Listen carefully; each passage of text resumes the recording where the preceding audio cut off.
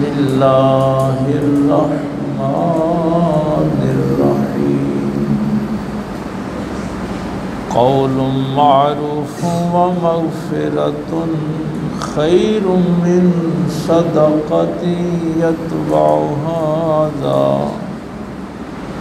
वल्लाहु गनियुन हलीम। आमन्तु बिल्लाहि सदक़ल्लाहुल अज़ीम व सदक़ रसूलुहुन नबियुल उम्मियुल करीम व नहनु अला ज़ालिका मिनश शाहिदीन वश्शाकिरीन वल्हम्दुलिल्लाहि रब्बिल आलमीन।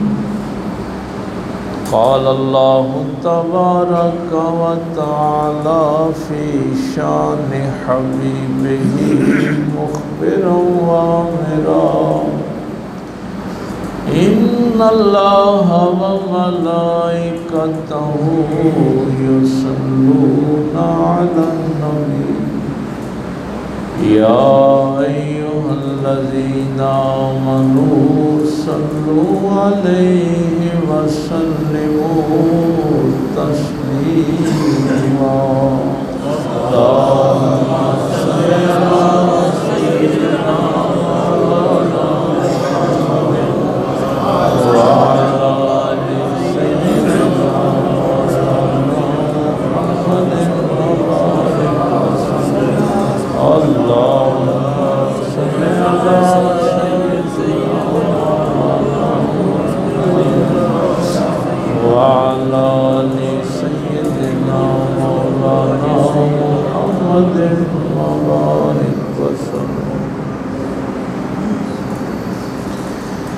अल्लाह रब्बुल इज़्ज़त की हम्द व सना के बाद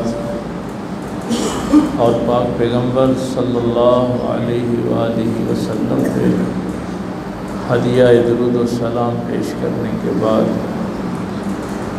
नहायत ही वाजिबुल एहतराम मुअज़्ज़ज़ सामाईन, बुज़ुर्गों, दोस्तों, अज़ीज़ भाइयों,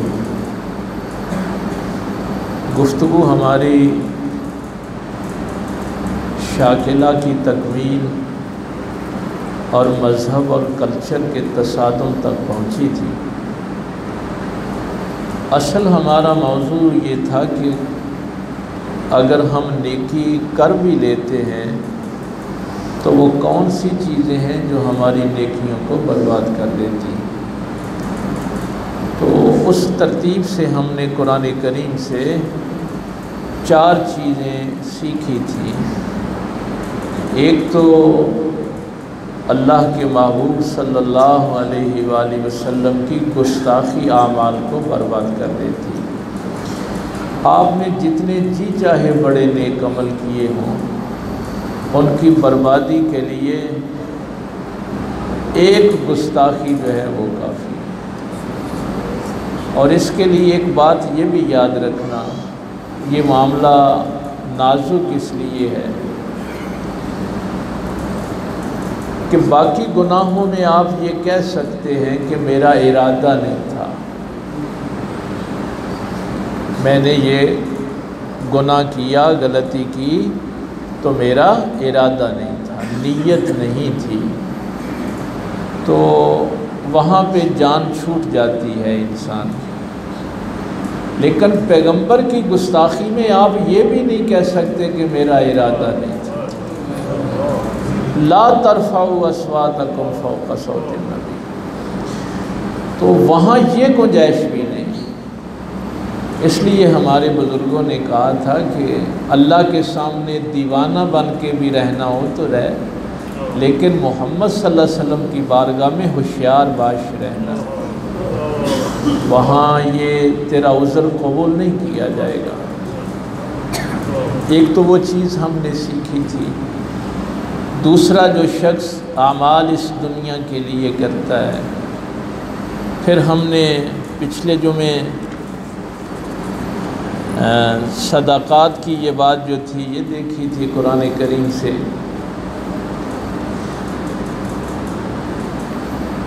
दो चीज़ें जो मैंने आपसे कहा कि हमारी नई नस्ल का एक तो शाकिला नहीं बन सका, वो चूँकि हमने तफसील से जुमे पे बात कर दी है,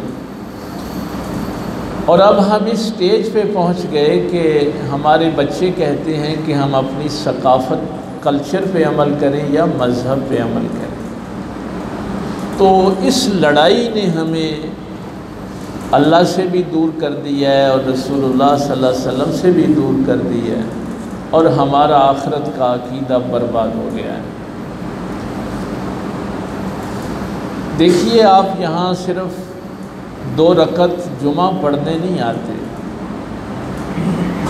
आप यहाँ से अकायद, मामलात, अखलाकियात, इबादात जो अल्लाह रसूल के अहकामात हैं वो सीखने के लिए आते हैं, अपनी ज़िंदगी को बामकसद बनाने के लिए आते हैं। एक बढ़िया बात ये सिर्फ मुसलमानों ने नहीं लिखी, तमाम मुहक्किकीन ने लिखी कि सबसे बड़ा जाहिल कौन है। सबसे बड़ा जाहिल कौन है? तो तमाम मुहक्किकीन इस पे मुत्तफ़िक हैं कि जिसको अपनी ज़िंदगी के मकसद का इल्म नहीं है वो जाहिल है। जिस शख्स को ये नहीं पता कि मैं पैदा किस लिए हुआ हूँ, मेरी ज़िंदगी का मकसद क्या है, उससे बड़ा जाहिल इंसान इस दुनिया में कोई नहीं। तो ये अल्लाह ने नबी भी इसीलिए भेजे कि हमें मकसद हयात का पता चले। ये कुरान भी इसीलिए है कि हमें मकसद हयात का पता चले। और ये तो आपको पता है कि रहना इस दुनिया में नहीं, रहना तो आखिरत में है। तो ये सारी तैयारी जो है वो हमारी आखिरत के लिए है इस दुनिया में। आज मैंने उसी मौजू को समेटना है, चूँकि काफ़ी जुमे हो गए इसी मौजू पे गुफ्तगू करते। चूँकि ये माशरती मसाइल हैं कि हमारा माशरा अल्लाह से दूर क्यों हुआ, उसके लिए मैंने कहा था कि ये शाकिला की एक वजह है और एक मज़हब और कल्चर का आमने सामने खड़ा होना है। तीसरी जो बड़ी बात कुरान करीम ने बयान की, मैं जब भी ये आयत पढ़ता हूँ यकीन जानिए रोंगटे खड़े हो जाते हैं। मा जअलल्लाहु लिरजुलिन मिन क़ल्बैन फ़ी जौफ़। अल्लाह फरमाता है कि हमने किसी भी रजुल, इंसान के सीने में 2 दिल नहीं रखे। कोई ऐसा इंसान हमने नहीं पैदा किया जिसके सीने में 2 दिल, एक दिल कुफर के लिए है और एक ईमान के लिए। दिल एक ही है, या ईमान है या कुफर है। लेकिन ये जो हमने आजकल शुरू कर दिया है कि हम ईमान और कुफर को साथ साथ लेके चलना चाहते हैं, तो अल्लाह फरमाता है जब दिल ही 2 नहीं है तो ये कुफर और ईमान इकट्ठे कैसे हो सकते। ये जो आजकल हमारी इस्तिलाह चलती है ना, और क्या करें जी, फिर दोनों को साथ साथ ही लेके चलना है। नहीं, अल्लाह फरमाता है कि या ईमान है या नहीं है। हाँ, शक्ल एक ही है, या आपके दिल में ईमान है या नहीं है। इसलिए उस दिन मैंने वो रवायत आपके सामने अर्ज की थी कि अगर ईमान है तो ईमान की हालत में कोई चोरी नहीं कर सकता, ईमान की हालत में कोई शराब नहीं पी सकता, ईमान की हालत में कोई बदकारी और जना नहीं कर सकता। यह मुमकिन नहीं है।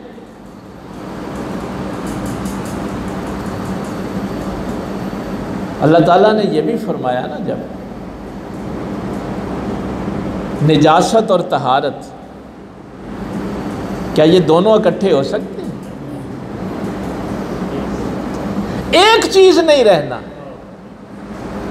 या तो मेरे कपड़े पे निजासत लगी हुई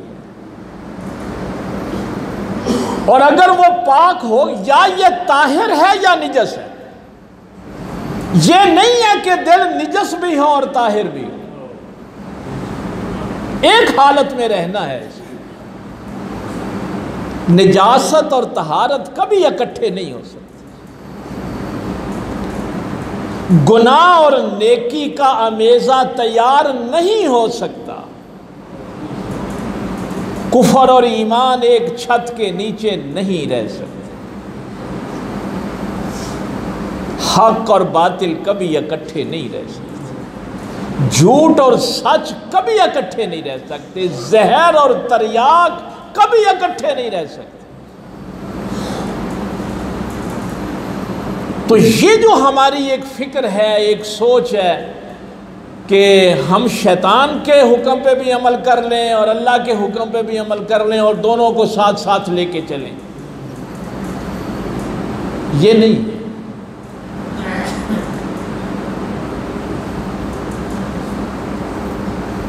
बहलोल को दाना इसीलिए कहते थे, लोग तो उसे पागल कहते थे,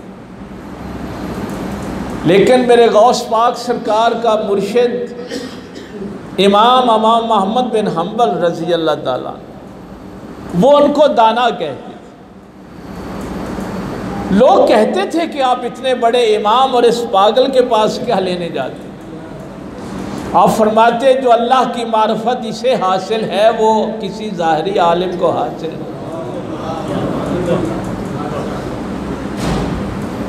उनका एक जुमला, बादशाह ने बुलाया था कि तुम्हें मिनिस्टर बनाना है, वजीर बनाना है। एक रात की मोहलत मांगी और सुबह पागलों वाला रूप इख्तियार कर लिया। अब वो गली में पागल बन के फिर रहे थे, बच्चे पत्थर मार रहे थे, बहलोल कभी इधर कभी उधर। तो किसी को बादशाह ने जाके को बताया कि बहलोल तो पागल हो गए। एक राजदान था, उसने पूछा बहलोल कल तक तो तू इतना अक्लमंद था कि बादशाह तुझे वजीर बनाना चाहता था, एक रात की तूने मोहलत मांगी और आज पागल हो गया। कभी कभी वैसे ये कैफियत जो इस रास्ते पे चलते हैं ना, उनकी हो जाती है, ये जुनून की कैफियत हो जाती है। अल्लामा इकबाल ने ये दुआ की थी, अकल की गुत्थियाँ सुलझा चुका मैं, मेरे मौला मुझे साहिबे जुनू कर दे। अल्लाह से दुआ मांगता था, मौला मुझे पागल कर।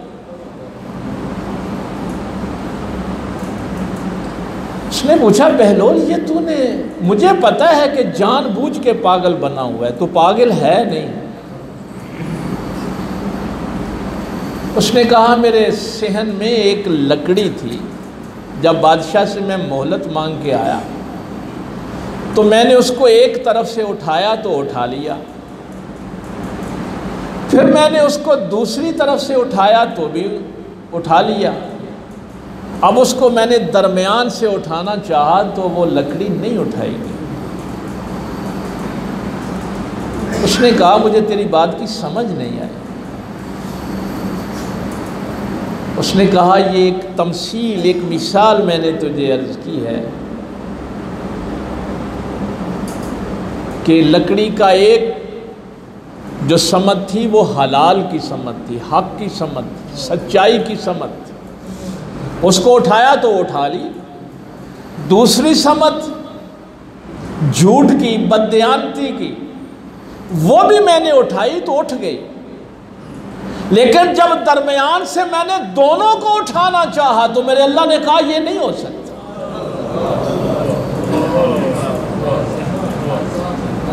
दोनों नहीं उठ सकती, या तूने हक पे रहना है या बातिल पे रहना, या सच पे रहना है या झूठ पे रहना, या तहारत में रहना है या निजासत में। ये नहीं हो सकता। हमने किसी सीने में दो दिल रखे ही नहीं कि एक दिल में यजीद बसता हो, एक में हुसैन बसता हो। हमने ऐसा कोई सीना नहीं बनाया इसलिए। तो ये जो हमारी सोच और फिक्र है, इसने भी हमारे माशरे को बर्बाद कर दिया। और उसकी वजह मैंने पिछले जुमे भी आपसे अर्ज़ की थी कि ये जितनी आयात हमने इन 5-6 जुमों में सीखी हैं, हर आयत आमानू से शुरू होती है। जितनी आयात पे हमने गुफ्तगू की, ईमान वालों को मुखातिब किया है कि अब अपने ईमान की हिफाजत कर, नेकी कर ली है तो उसकी हिफाजत कर। ये मुमकिन नहीं है कि जुल्म और आदल हम इकट्ठे कर दें, ये हो नहीं सकता। तो जो सबसे बढ़िया, एक तो हदीस मैंने आपको अर्ज़ की थी कि एक तो ये जुमला नहीं कहना कि अल्लाह तुझे नहीं बख्शेगा। ये मैंने एक रवायत आपके सामने कही थी, कोई इंसान जितना जी चाहे गुनाहगार हो, आपको कोई इख्तियार नहीं है कि आप उसे कहें कि अल्लाह तुझे नहीं बख्शेगा। अल्लाह मालिक है, वो जिसको जी चाहे बख्शे। ये जुमला कभी नहीं कहें। हाँ, हम जायज़ नाजायज़ पे बात कर सकते हैं। अल्लाह ताला ने इस चीज़ को जायज़ करार दिया, इसको नाजायज़ करार दिया। इस अमल का अजर अल्लाह ने जन्नत रखा है, इस अमल का अजर जहन्नम रखा है।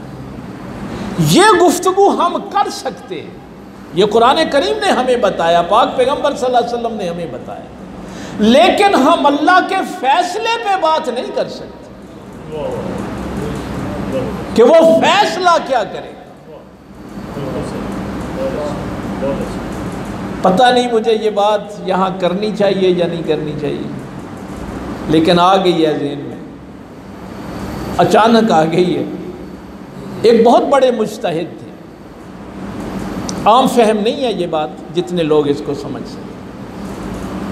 बहुत बड़े फ़कीह थे, मैं उनका नाम भी नहीं लेना चाहता। एक बंदे ने आके पूछा, उसने कहा एक बंदा सच्चे दिल के साथ अल्लाह की तलाश में निकलता है, कोशिश करता है, दलाइल इकट्ठे करता है, लेकिन वो इस नतीजे पे पहुंचता है कि खुदा नहीं है। अपनी सारी मेहनत के बाद, तमाम दलाइल इकट्ठे करने के बाद वो इस नतीजे पे पहुंचता है कि खुदा नहीं है, तो क्या उसको भी अज़ाब होगा? उस मुज्तहिद ने कहा था कि अल्लाह आदिल है, अल्लाह आदिल है। ये हो नहीं सकता कि जिसको साबित ना हो, दयानत शर्त है, दयानतदारी शर्त है कि उसने अल्लाह की तलाश दयानतदारी के साथ की हो। वो काफिर तो उसे कहते हैं जिसको साबित हो जाए कि खुदा है, फिर इनकार करे। ये कैसे हो सकता है कि एक इंसान इस मंजिल पे ही नहीं पहुंचा और अल्लाह उसको अजाब देगा? इसलिए कभी किसी से ये नहीं कहना कि अल्लाह तुझे नहीं बख्शेगा। लेकिन बहरहाल मैंने उस पर आगे 1-2 जुमले लिखे थे कि वो जाहिर है वो तो बहुत बड़े फ़कीह हैं, मुज्तहिद हैं, लेकिन ये हो नहीं सकता कि कोई दयानतदारी के साथ उसकी तलाश में निकले और फिर वो इस नतीजे पे पहुंचे कि वो नहीं है। ये हो नहीं सकता। वल्लज़ीना जाहदू फीना लनहदियन्नहुम सुबुलना, ये कुरान में अल्लाह ने खुद फरमाया है कि जो हमारे रास्ते में जिहाद करता है हम उसके लिए रास्ते खोल देते हैं। ये कैसे हो सकता है कि कोई उसकी तलाश में निकले और उसको पाए ना? बहरहाल ये एक सूरत है कि अल्लाह ताला उसकी मेहनत को ज़ाया नहीं करेगा। वो जुमला मैंने इसलिए अर्ज़ किया था। बारीक बात है, ये आम फहम बात नहीं है, ये अल्लाह के अदल की बात हो रही थी। ऐसी बहुत सी मिसालें हैं हमारी तारीख़ में,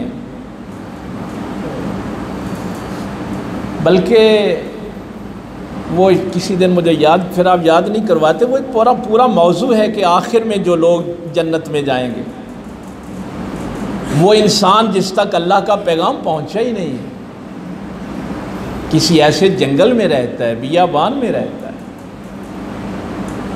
उस तक अल्लाह का पैगाम ही नहीं पहुंचा, रसूलुल्लाह सल्लल्लाहु अलैहि वसल्लम का पैगाम ही नहीं पहुंचा। उनके मामलात जो हैं वो एक अलहदा टॉपिक है, पूरा मौजू है। बहरहाल आज जो मैंने बात दर्ज कर ली, मेरे पाक पैगंबर सल्लल्लाहु अलैहि वसल्लम फरमा रहे, आमाल को ज़ाया करने वाले मुफलिस कौन है? ये बुखारी मुस्लिम सही है, इनमें दोनों किताबों में ये रवायत मौजूद है। सरकार पूछते हैं कि तुम में से मुफलिस कौन है? गरीब जिसे आप कहते, नादार जिसे कहते, या रसूलुल्लाह सल्लल्लाहु अलैहि वसल्लम जिसके पास पैसे थोड़े हो, हैं, जिसके पास खाने पीने का सामान ना हो, रिहाइश ना हो, दवाई ना ले सके, कपड़े अच्छे ना हो, उसे हम नादार कहते हैं, मुफलिस कहते हैं। फरमाया नहीं, मेरी उम्मत का मुफलिस वो है जो पहाड़ के बराबर नेकियां लेके अल्लाह की बारगाह में पेश होगा। ये जिन लोगों की सोच में ये है ना कि ठीक है हम दोनों को साथ साथ लेके चल रहे हैं, उनकी बारगाह में अर्ज कर रहा हूँ, नमाजें पढ़ी, रोज़े रखे, ज़कात दी, सदका खैरात भी किया,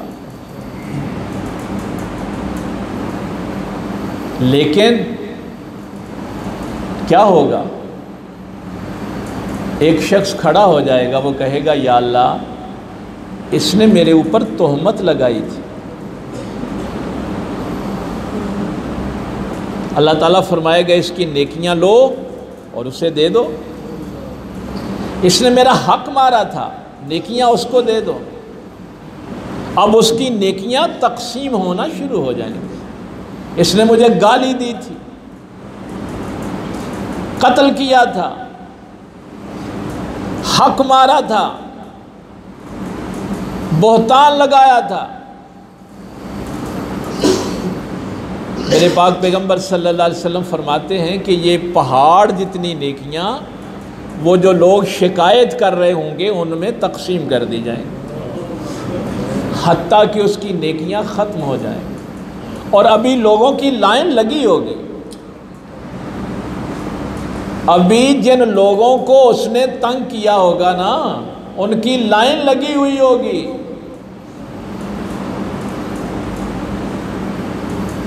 अब उसकी नेकियां तो ख़त्म हो गई। अब अल्लाह ताला फरमाएगा कि इनके गुनाह निकालो और इसके पलड़े में डाल दो। हबते आमाल की बात हो रही है ना कि आमाल बर्बाद कैसे होते हैं।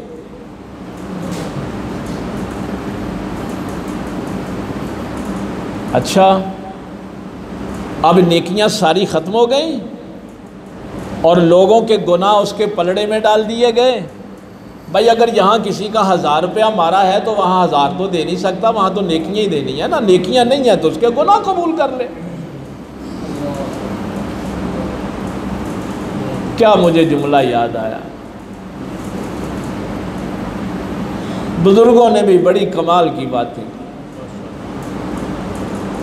एक शख्स ने पूछा था हज़रत साहब से, ज़िंदगी कैसे गुजारो? एक जुमला फरमाया, ऐसे गुजारो कल क़यामत के दिन कोई शख्स अल्लाह के सामने तेरी शिकायत ना करे।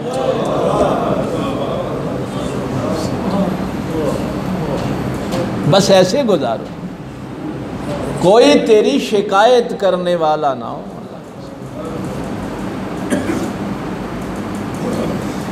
ये इस हदीस का ही तर्जुमा था। अगर शिकायत करने वाले वहां खड़े हो गए, पिछले जुमे जो मैंने बात अर्ज की थी ना, उसको जहन में रखें।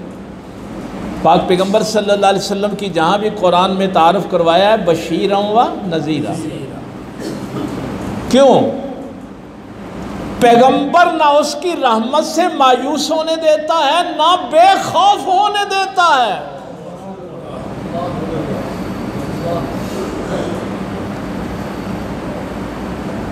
ये भी दोनों चीजें, ये नहीं है कि तू उसकी रहमत की बात करते करते लोगों को तंग करना, ठीक है अल्लाह माफ करने वाला है, जैसे जी चाहे ज्यादतियां करता फिर। फरमाया ना, जिंदगी ऐसे गुजारना कल क़यामत के दिन अल्लाह के सामने कोई तेरी शिकायत करने वाला ना। तो मेरी सरकार सल्लल्लाहु अलैहि वसल्लम ने फरमाया कि फिर लोगों के गुनाह उसके पलड़े में डाल दिए और उसको घसीट कर जहन्नम में दाखिल कर दिया। वो है मेरी उम्मत का मुफलिस, गरीब और नादार। बात हो रही है हब्ते आमाल की कि आमाल गारत कैसे होते। तो ये 5 चीज़ें आज जो हैं वो हमारी हो गई। ये 5 चीज़ें ज़हन में रखें। एक जगह ऐसे एक मीटिंग थी छोटी सी, उलमा बैठे थे। आजकल के हालात देख के कोई बीमारी से बेचारा परेशान है, ऐसे लोग भी मिलते हैं। मैंने एक बंदे से कहा कि यार फलां डॉक्टर साहब को दिखा ले। वो रो पड़ा, कहने लगा उस डॉक्टर की फ़ीस मेरे पास नहीं, चेक करवाने के लिए फ़ीस नहीं है मेरे पास, इसलिए किसी अताई डिस्पेंसर से 1-2 गोलियां लेके खा ले। बीमारियां बढ़ रही हैं इस वजह से। अगर वो किसी डॉक्टर को चेक करवा ले तो टेस्ट के पैसे नहीं, रोटी के लिए पैसे नहीं। ऐसे घराने हैं जिन्होंने अपने बच्चों को एक की बजाय आधी रोटी देते हैं। हमारी तो पब्लिक डीलिंग है, बहुत बुरे हालात, लोगों की सेहत के, तालीम के, अदल के, और ख़त गुर्बत से अब तो हमारी आबादी को 9-10 करोड़ जो है वो हो गई, उससे भी नीचे चली गई। तो वहाँ एक बंदा कहने लगा कि पाकिस्तान को नज़र लग गई। मैंने कहा बेवकूफ़ आदमी, नज़र तो कामयाबियों को लगती है, नाकामियों को तो कभी नज़र नहीं लगती। हम नाकाम हुए हैं। मैंने रमज़ान शरीफ में भी, मैंने जब कोरोना आया था उस वक़्त भी आपसे कहा था कि आपने गवर्नमेंट की तरफ नहीं देखा, आपने अपने हमसायों का, अपने करीबियों का ख्याल रखा। वो पैसा मेरे लिए वबाल बन जाएगा अगर मेरे हमसाये में कोई दवाई के हाथों मर गया और वो पैसा मेरे घर में पड़ा रहा। अगर कोई मेरा करीबी रिश्तेदार भूख से मर गया तो वो पैसा जहन्नम की आग बनेगा मेरे। तो उन्होंने मुझसे एक सवाल किया, कहने लगे कि नज़र नहीं लगी तो क्या हुआ? मैंने कहा इस मुल्क को बद्दुआएं लगी हैं, यतीमों की, बेवाओं की, गरीबों की, भूखों की, प्यासों की। क्या इंसानी हुकूक रह गए?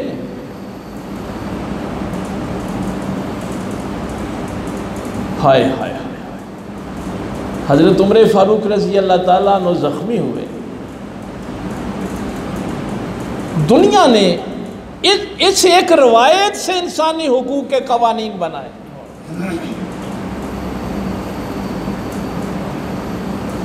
हज़रत उमर फारूक शदीद ज़ख्मी थे, 2 दिन के बाद शहादत हो गई। कुछ लोगों ने आकर रोना शुरू कर दिया। रवायत कौन कर रहा है? अब्दुल्ला इब्ने उमर कर रहे हैं। आपके साहबजादे जिन्होंने हज़रत अबू हुरैरा के बाद सबसे ज़्यादा हदीसें रवायत की हैं, साबिक़ून अव्वलून में है। कहते हैं अब्बा जी ने हज़रत उमर फ़ारूक रज़ी अल्लाह ताला उनको मना किया कि अगर तुम मेरी मैयत पे रोओगे तो मैंने ये रवायत एक सुनी है कि तुम जब रोते हो, पीटते हो, ऐसी हरकतें करते हो तो वो मुर्दे को उसका अज़ाब होता है या तकलीफ़ होती है, तो इसलिए ये हरकत न करो। अब्दुल्ला इब्न उमर फरमाते हैं कि ये बात मैंने शहादत के बाद जनाजा हो गया तो अम्मा आयशा सिद्दीक़ा रज़ी अल्लाह ताला अन्हा से की। सैयदा पाक ने फरमाया अल्लाह उमर पे रहम करे, वो नबी पाक की इस बात को समझ नहीं सका। अब्दुल्ला इब्न उमर बयान फरमा रहे हैं, मैंने कहा अम्मा जी वो क्या? आपने फरमाया ये कैसे हो सकता है कि मेरे अमल की सज़ा किसी दूसरे को दी जाए। और फिर उन्होंने कुरान करीम की आयत पढ़ी, ला ताज़िरु वाज़िरतुम विज़रा उख़रा, क़यामत वाले दिन कोई बोझ उठाने वाला किसी दूसरे का बोझ नहीं उठाए, हर कोई अपना अपना बोझ उठाए। तो जिसने गुनाह किया है पकड़ उसी की होगी। ये वो एक चीज़ है जिसने जदीद दुनिया में इंसानी हुकूक इसकी बुनियाद पे बनाए थे। मैंने कहा मेरे मुल्क को बद्दुआएं लगी हैं कि अगर एक बंदा चोर है तो उसकी माँ को भी उठा के ले जाते, उसकी बहन को भी उठा के ले जाते, उसके बच्चों को जलील और रुसवा करते। बद्दुआएं खा गई इस मुल्क को। और मेरे पाक पैगंबर सल्लल्लाहु अलैहि वसल्लम ने फरमाया था कि मज़लूम की आह में और अल्लाह के दरमियान फिर कोई पर्दा नहीं होता। इस मुल्क को बद्दुआएं खा गई। इस मुल्क में किसी इंसान का कोई हक नहीं है। वो हज़रत अबू बकर सिद्दीक़ थे जिन्होंने पहले खुतबे में ये बात इरशाद फरमाई थी कि इस्लामी स्टेट के अंदर मज़लूम ताकतवर है और जालिम कमज़ोर है। यह हज़रत अबू बकर सिद्दीक़ का पहला खुतबा था खलीफा बनने के बाद। ये इस्लामी ममलकत है जहाँ अल्लाह का कानून है, यहाँ मज़लूम ताकतवर है, जालिम कमज़ोर है। अमीरुल मोमिनीन वो कैसे? फरमाया इसलिए कि कानून मज़लूम की हिफाजत करेगा, जालिम की हिफाजत नहीं करेगा। और फिर ये वही कानून था कि जब अमीरुल मोमिनीन हज़रत उमर फ़ारूक की तनख्वाह मुकर्रर होने लगी, ये थी इस्लामी रियासत। काबीना बैठी, अमीरुल मोमिनीन, ये कोई आपके पाकिस्तान जितना छोटा सा मुल्क नहीं था। उमर फ़ारूक 22 लाख मुरब्बा मील उधर यूरोप तक सरहदें, इधर आर्मीनिया, आज़रबाईजान और आर्मीनिया तक ईरान फतह हो गया था। एशिया, यूरोप, अफ्रीका तक सरहदें थी उस ममलकत की। और पूछा गया अमीरुल मोमिनीन तनख्वाह क्या होगी? फरमाया मदीने शरीफ का जो मजदूर लेता है ना वही बादशाह लेगा।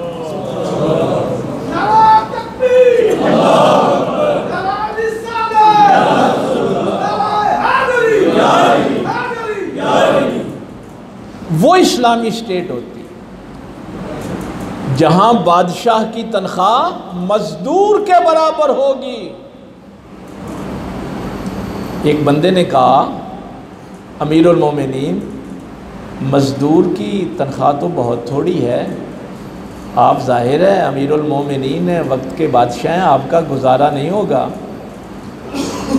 तारीखी जुमला इरशाद फरमाया अगर मजदूर की तनख्वाह थोड़ी है और तुम मेरी तनख्वाह बढ़ाना चाहते हो तो पहले मजदूर की बढ़ानी पड़ेगी, फिर बादशाह की बढ़ेगी। बढ़ानी है तो पहले मजदूर की तनख्वाह बढ़ाओ। इसलिए आप अपनी स्टेट से कोई तवक्को ना रखा करें। यकीन जानिए लोगों के हालात बहुत बुरे हो गए। पिछले साल सैलाब आया था और लोग अभी तक सड़कों पे। जो बैनुल अक़वामी एड आई थी ना वो भी उन तक नहीं पहुंची।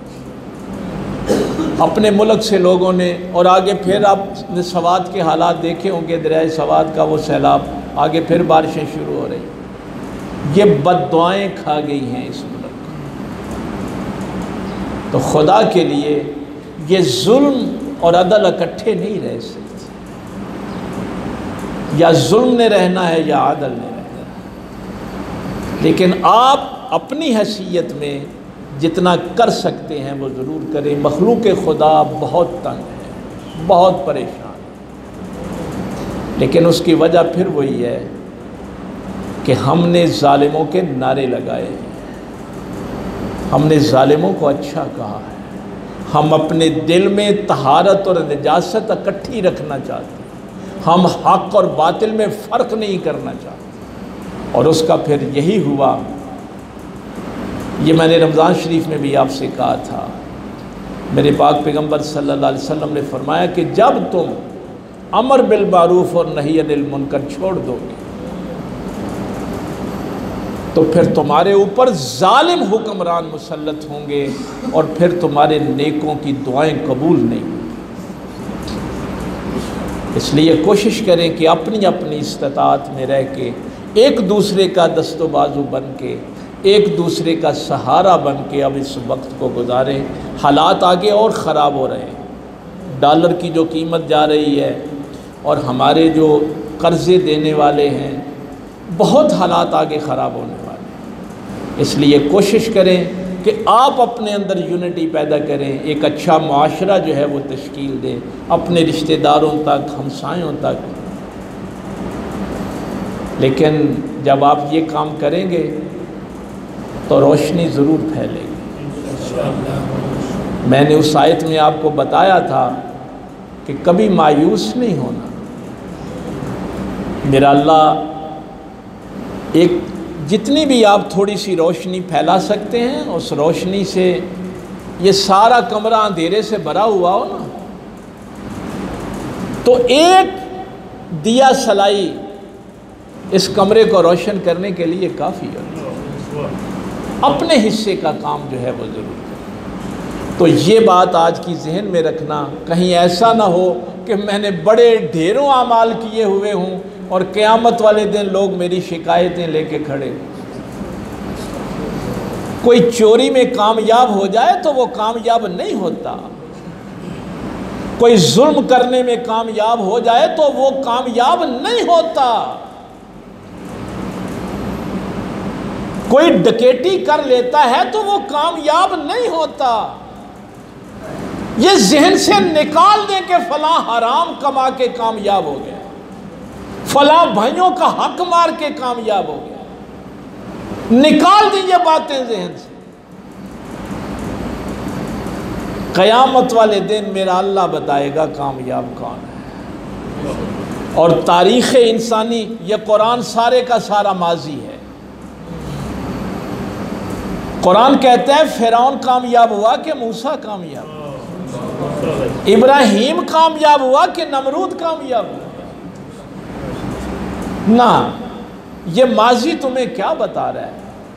यजीद कामयाब हुआ था, शिमर कामयाब हुआ था, नहीं, हुसैन कामयाब हुआ।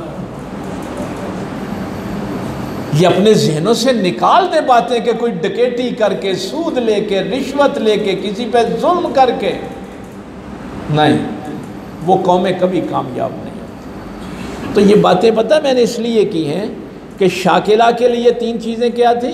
वालिदैन थे, मुआशरा था और मदरसा था।